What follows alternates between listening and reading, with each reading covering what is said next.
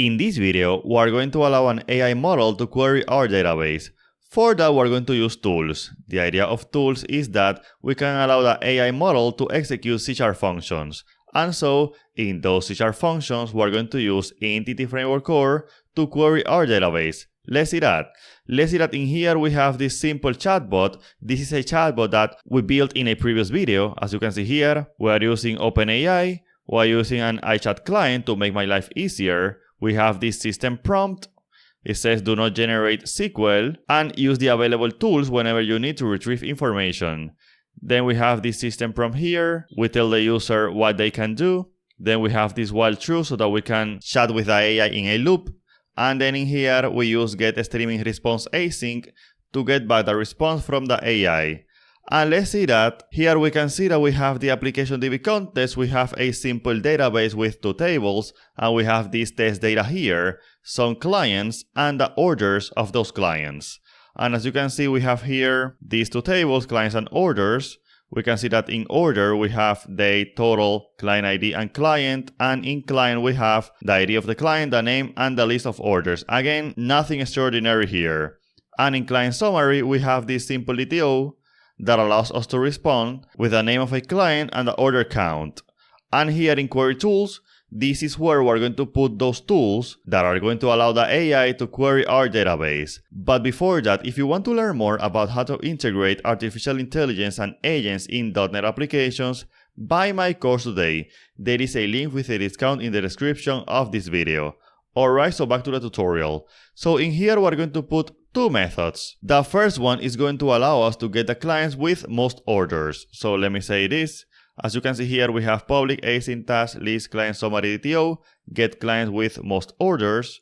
We have here limit because we want to get, for example, the top 2, top 3, etc. clients with most orders. And then in here we have this simple query using Entity Framework Core. But what is interesting is these two description attributes that we have here. This is important because this is metadata about the method that the AI is going to be able to read so that it can understand how to use and when to use this method. So as you can see here, this is a description of the method and this is a description of this limit parameter that we have here. The second method that we're going to create is get total sales, which will allow us to get the total sales in a period of time. So as you can see, we have get total sales, we return a decimal, and we have date only from and date only to get the total sales of that period of time. And that's actually it. With this we have two tools. Now we have to tell the AI that it can execute these methods. Therefore, we're going to come back here. Let's come back here. And the first thing that we need to do is to indicate to the model that it can execute C# methods. Therefore, I'll say here, as builder, use function invocation and build. And this use function invocation is what tells the AI that is able to invoke functions of our application. Now, I need to tell it which functions it can execute. For that, we can use the chat options. The chat options is a set of options that we can pass to the model to modify its behavior. And in this case, we're going to pass the functions that it can execute. Therefore, let's come here and let me say var options, new chat options, tools, AI function factory. We use the AI function factory to create a type that indicates to the AI the functions that it can use alongside the metadata of those functions. So here we have create, query tools, get client with most orders, and also the same for get total sales. Let me put this like this so that it can be read better.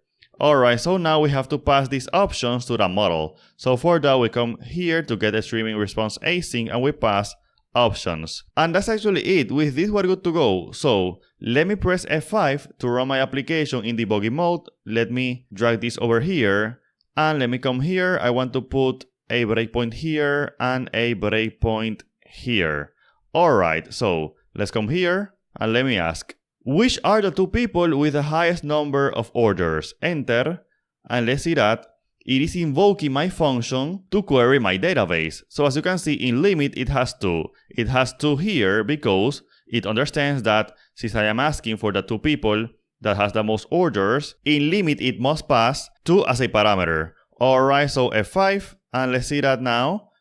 it says that those two people are Maria and Felipe, Maria with 4 orders and Felipe with 3 orders. We can see that quickly here. We can see here that Maria is of ID 3, and we can see that client ID has 1, 2, 3, and 4 order instances with client ID 3, which is exactly what we have here, 4 orders, and the same goes for Felipe, which is of client ID 1, 1, 2, and 3, and so he has 3 orders. Now let's make a second question. How were sales during the first 3 months of 2026? Include the total for each month. Alright, enter. And let's see that in here, it is querying first the month of January. So it has January 1st and the 31st of January. Alright, so F5. Now it is querying for February. And finally, March. F5. And then we have the answer here. Now, notice something. I never told my application, nor the model, that it was allowed to simply invoke a tool 3 times in a row, just like it did here. It figured that out by itself. I gave it a prompt and it made a plan to fulfill that prompt, with the given tools, of course. So as you can see, it is very easy to allow an AI model to query our database. Thank you.